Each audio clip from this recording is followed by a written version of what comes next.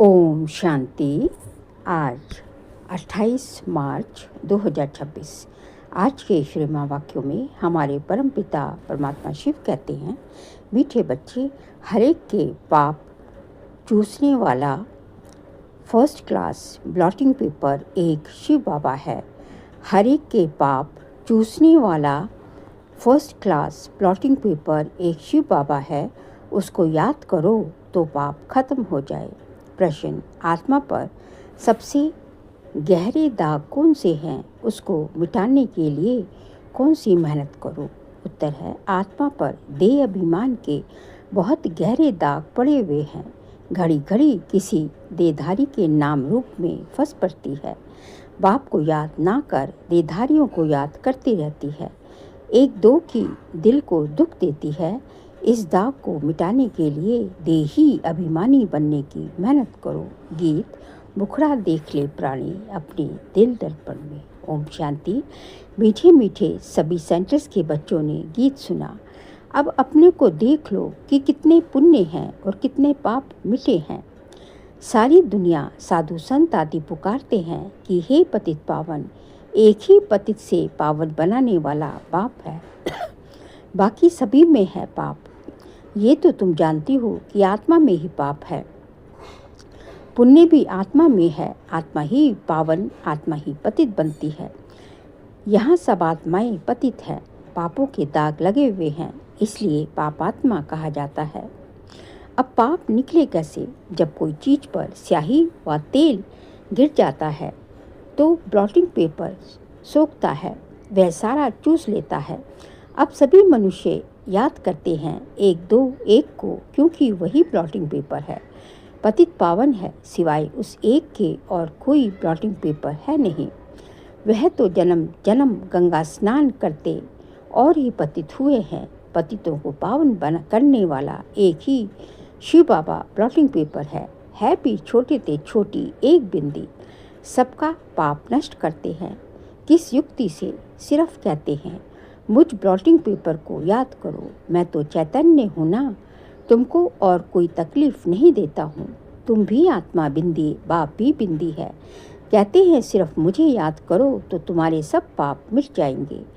अब हर एक अपनी दिल से पूछे कि याद से कितने पाप मिटे हैं और कितने हमने किए हैं, बाकी कितने पाप रहे हैं। ये मालूम पड़े कैसे? दूसरे को भी रास्ता बताते रहो कि एक ब्लॉटिंग पेपर को याद करो। सबको ये राय देना तो अच्छा है ना? ये भी वंडर है, जिनको राय देते हैं वह तो बाप को याद करने में लग जाते हैं और राय देने वाले खुद याद नहीं करते, इसलिए पाप करते नहीं। पतित पावन तो एक को ही कहा जाता है। अनेक पाप लगे हुए हैं। काम का पाप, देह अभिमान का तो पहले नंबर पाप है, जो सबसे खराब है। अब आप कहते हैं देही अभिमानी बनो। जितना मामी कम याद करोगे तो जो तुम्हारे में खाद पड़ी है वह भस्म हो जाएगी। याद करना है, औरों को भी ये रास्ता बताना है। जितना औरों को समझाएंगे तो तुम्हारा भी भला होगा। इस धंधे में ही लग जाओ। औरों को भी ये समझाना है कि बाप को याद करो तो पुण्य आत्मा बन जाएंगे। तुम्हारा काम है दूसरों को भी ये बताना कि पतित पावन एक है। भल तुम ज्ञान नदियाँ अनेक हो, लेकिन तुम सबको कहते हो कि एक को याद करो, वह एक ही पतित पावन है। उनकी बहुत महिमा है। ज्ञान का सागर भी वह है। उस एक बाप को याद करना, देही अभिमानी हो रहना, ये एक ही बात डिफ़िकल्ट है। बाप सिर्फ तुम्हारे लिए नहीं कहते, बल्कि बाबा के ध्यान में तो सभी सेंटर्स के बच्चे हैं। बाप तो सब बच्चों को देखते हैं ना। कहाँ अच्छे सर्विसेबल बच्चे रहते हैं। शिव बाबा की फुलवाड़ी है ना। जो अच्छी फुलवाड़ी होगी उनको ही बाबा याद करेंगे। साहूकार आदमी को 4-5 बच्चे होंगे तो जो बड़ा बच्चा होगा उनको याद करेंगे। फूलों की वैरायटी होती है ना, तो बाबा भी अपने बड़े बगीचे को याद करते हैं। कोई को भी ये रास्ता बताना सहज है। शिव बाबा को याद करो, वही पतित पावन है। खुद कहते हैं मुझे याद करने से तुम्हारे पाप भस्म होंगे। कितना फर्स्ट क्लास ब्लॉटिंग पेपर है सारी दुनिया के लिए। सभी उनको याद करते हैं। कोई को भी ये रास्ता बताना सहज है। शिव बाबा को याद करो। बाप ने युक्ति बताई है कि मुझे याद करने से तुम्हारे पर जो देह अभिमान के दाग हैं वह मिट जाएंगे। मेहनत है देही अभिमानी बनने की। बाबा को कोई सच बताते नहीं। कोई चार्ट लिख भेजते हैं, फिर थक जाते हैं। बड़ी मंजिल है। माया नशा एकदम तोड़ डालती है तो फिर लिखना भी छोड़ देते हैं। आधा कल्प का देह अभिमान है, वह छूटता नहीं। बाप कहते हैं सिर्फ यही धंधा करते रहो। बाप को याद करो और दूसरों को कराओ। बस सबसे ऊंच धंधा है ये। जो खुद याद नहीं करते वह ये धंधा करेंगे ही नहीं। बाप की याद ये है योग अग्नि, जिसमें पाप भस्म होंगे। इसलिए पूछा जाता है कहाँ तक पाप भस्म हुए हैं। जितना बाप को याद करेंगे उतना खुशी का पारा चढ़ा रहेगा। हर एक के दिल को जान सकते हैं, दूसरे को भी उनकी सर्विस से जान सकते हैं। दूसरों को भी रास्ता बताना है। बाबा को याद करो, वह पतित पावन है। यहाँ ये तो है पतित तमोप्रधान दुनिया। सभी आत्माएं और शरीर तमोप्रधान है। अभी वापस जाना है। वहाँ सभी आत्माएं पवित्र रहती हैं। जब पवित्र बने तब तो घर जाएं। दूसरों को भी यही रास्ता दिखाना चाहिए। बाप युक्ति तो बहुत सहज बताते हैं। शिव बाबा को याद करो। यही ब्लॉटिंग पेपर रखो तो सब पाप चूस जाएंगे। तुम्हारे विकर्म विनाश होंगे। मूल वाली बात है पावन बनना। मनुष्य पतित बने हैं तब तो बुलाते हैं पतित पावन आओ। आकर के सभी को पावन बनाए साथ ले जाओ। लिखा हुआ भी है सब आत्माओं को पावन बनाए ले जाते हैं, फिर कोई भी पतित आत्मा रहती नहीं। ये भी समझाया है पहले पहले स्वर्गवासी ही आएंगे। बाप जो दवाई देते हैं ये सबके लिए है। जो भी मिले उनको यही दवाई देनी है।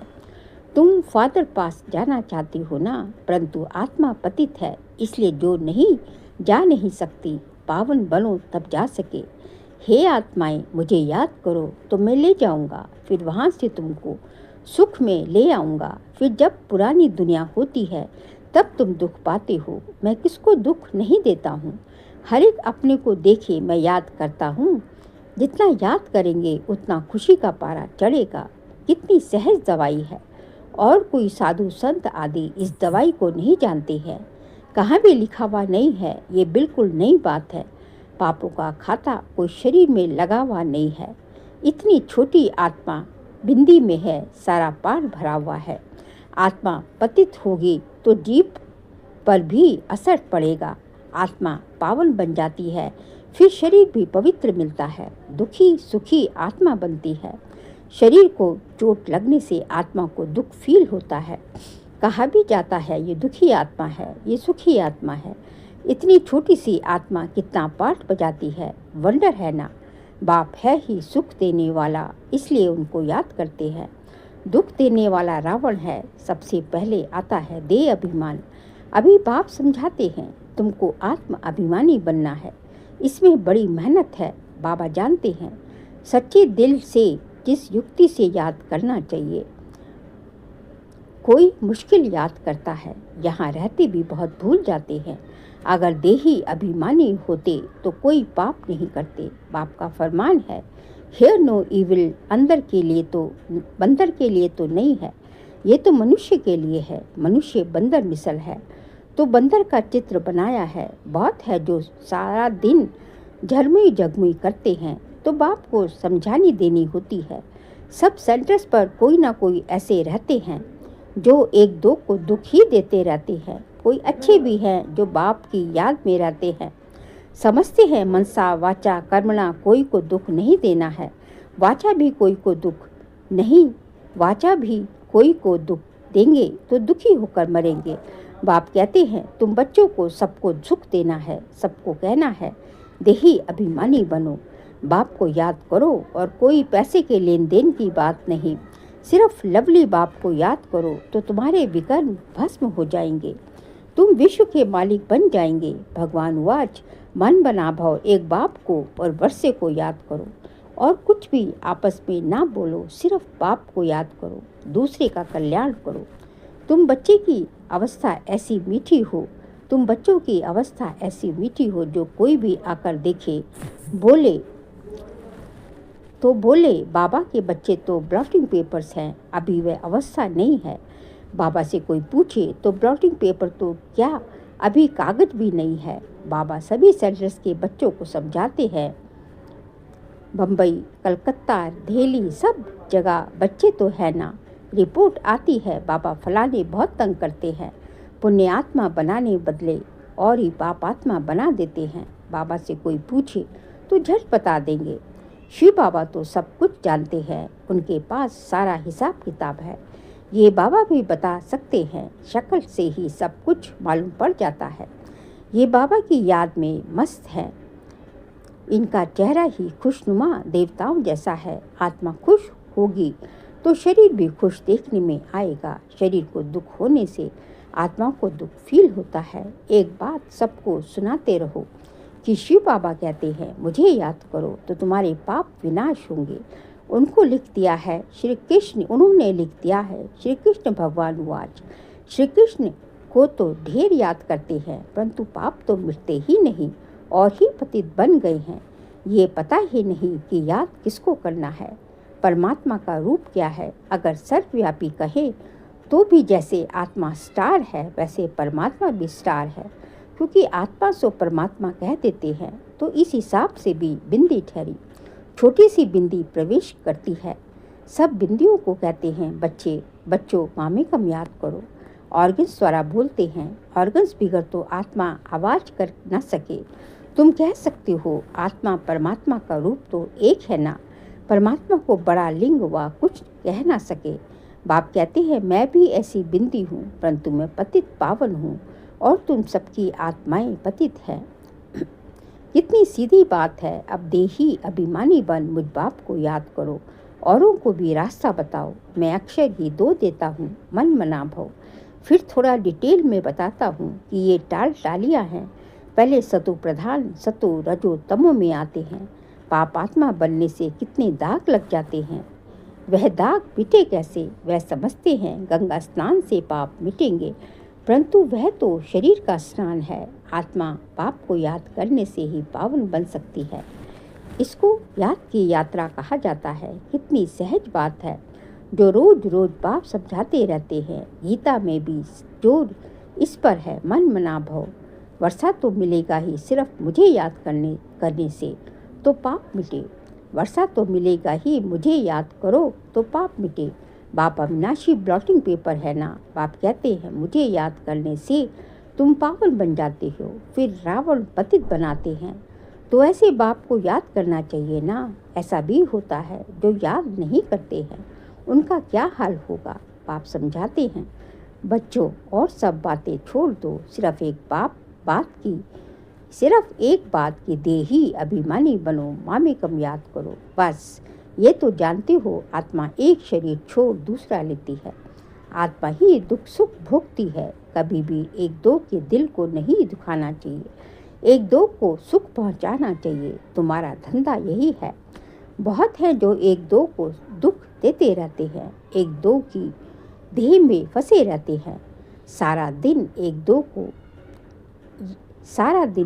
को याद करते रहते हैं। माया भी तीखी है। बाबा नाम नहीं लेते हैं, इसलिए बाबा कहते हैं, बच्चे देही अभिमानी बनो। ज्ञान तो बड़ा सहज है, याद ही मुश्किल है। वे नॉलेज तो फिर भी 15-20 वर्ष पढ़ते हैं। कितनी सब्जेक्ट्स होती है।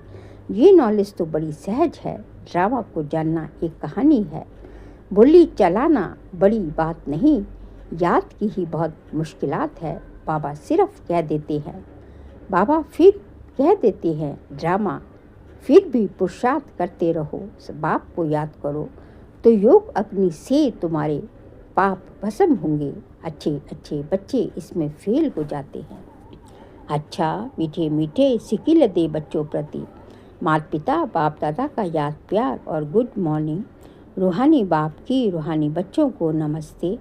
हम रूहानी बच्चों की रूहानी बाप दादा को नमस्ते नमस्ते, गुड मॉर्निंग, शुक्रिया बाबा शुक्रिया। सार के लिए पॉइंट्स है, कभी भी किसी की दिल को दुखी नहीं करना है, सबको सुख पहुंचाना है।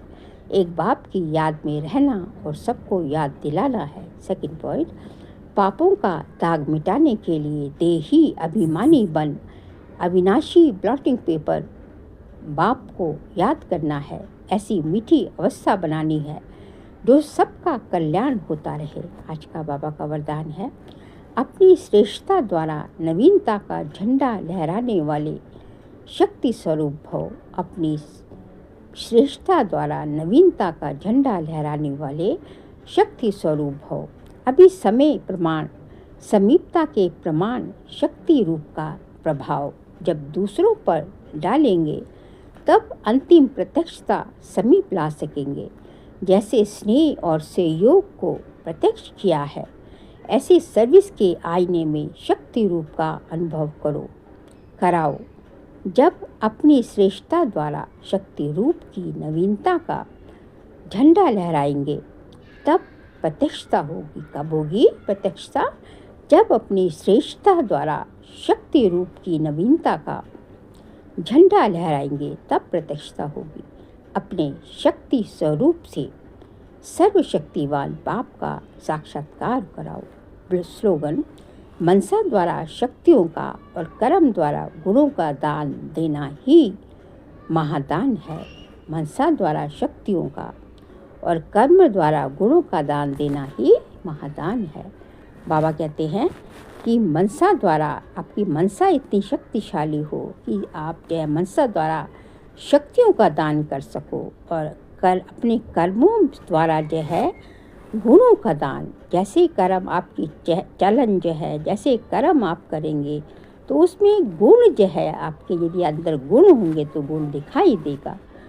तो जो भी आपके कर्म जैसे देखेंगे तो उससे उनको आपके गुणों की भी प्रत्यक्षता होगी। तो मनसा द्वारा शक्तियों का और कर्म द्वारा गुणों का दान करना, बाबा कहते हैं, यही सबसे बड़ा महादान है।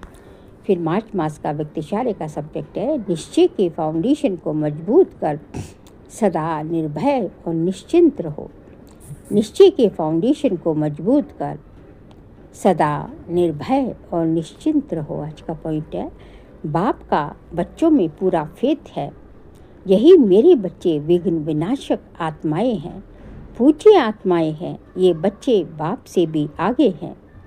निमित्त बने हुए सदा बाप को भी निश्चिंत करने वाले हैं। सदा खुशखबरी सुनाने वाले हर एक विशेष है। स्वयं में भी ऐसा फेथ रख, इसी स्मृति स्वरूप में रहो तो विजयी बन जाएंगे। अच्छा, ओम शांति।